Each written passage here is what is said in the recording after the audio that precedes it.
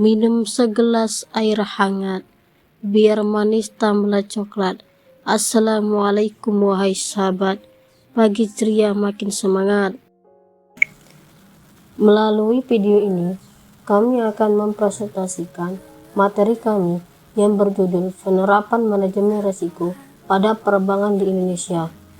Terdapat 3 poin yang akan kami sampaikan, yaitu A. Manajemen risiko, B. Mengelola manajemen risiko pada penerbangan di Indonesia, dan C. Keuntungan dan hambatan dalam menerapkan manajemen risiko pada bank. A. Pengertian manajemen risiko. Manajemen risiko merupakan proses antisipasi agar kerugian tidak terjadi kepada organisasi.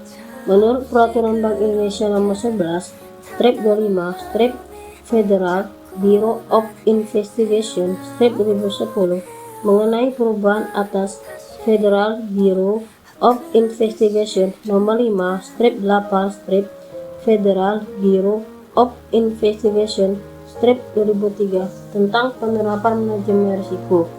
Risiko adalah potensi kerugian akibat terjadinya suatu peristiwa atau event tertentu. Sedangkan manajemen risiko adalah serangkaian metodologi dan prosedur yang digunakan untuk mengidentifikasi, mengukur, memantau, dan mengendalikan risiko yang timbul dari seluruh kegiatan bank. Terdapat 8 jenis risiko yang wajib dikelola atau dipertimbangkan oleh bank umum. 1. Risiko kredit. Risiko kredit adalah risiko akibat kegagalan debitur dan atau pihak lain dalam memenuhi kewajiban kepada bank. 2. Risiko pasar.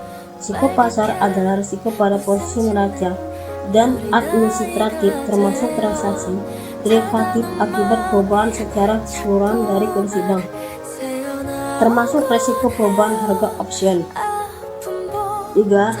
Risiko likuiditas adalah risiko akibat ketidakmampuan bank untuk memenuhi kewajiban yang jatuh waktu dari sumber pendanaan, arus kas, dan atau dari aset likuid berkualitas tinggi yang dapat digunakan tanpa mengganggu aktivitas dan kondisi keuangan bank.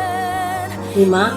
Risiko operasional adalah risiko akibat adanya ketidakcukupan dan atau tidak berfungsinya proses internal, kesalahan manusia, kegagalan sistem, atau adanya problem eksternal yang memenuhi operasional bank. 5. Risiko hukum adalah risiko akibat tuntutan hukum dan kelemahan aspek yuridis. 6.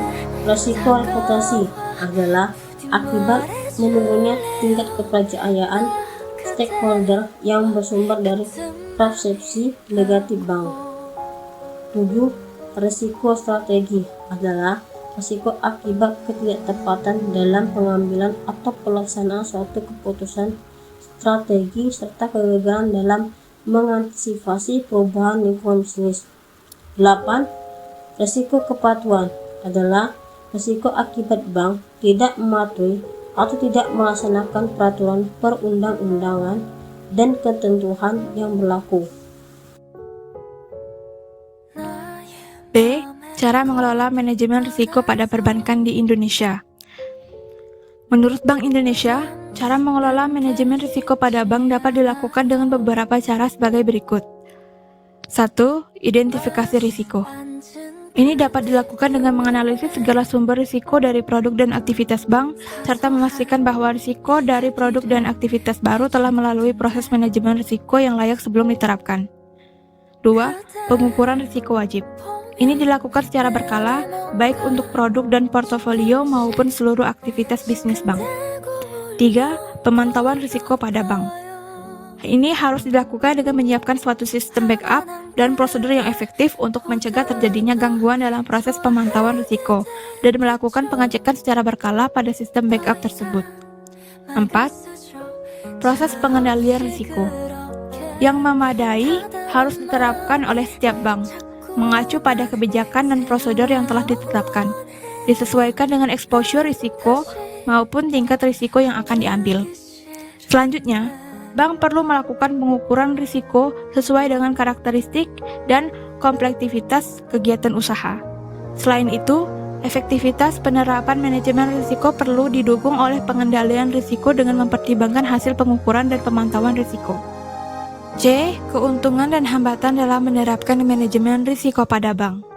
Bauer dan Reiser berpendapat bahwa manajemen risiko perbankan memberikan keuntungan antara lain dengan diterapkannya manajemen risiko pada perbankan, bank memiliki pertahanan aset yang lebih lama.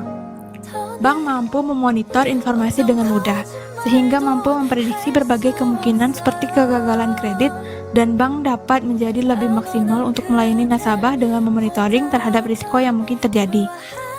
Bank dapat meningkatkan shareholder value-nya, memberikan gambaran kepada pengelola bank mengenai kemungkinan kerugian bank di masa datang, meningkatkan metode dan proses pengambilan keputusan yang sistematis yang didasarkan atas ketersediaan informasi.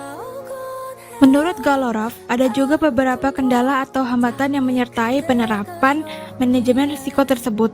Di antaranya pengawasan akan menerapkan manajemen risiko pada perbankan masih tergolong rendah. Skill sumber daya manusia yang masih kurang siap untuk menerapkan manajemen risiko. Proses internal maupun eksternal bank dan risiko pada sistem suatu bank yang masih tertinggal atau belum sesuai dengan pedoman penerapan manajemen risiko perbankan.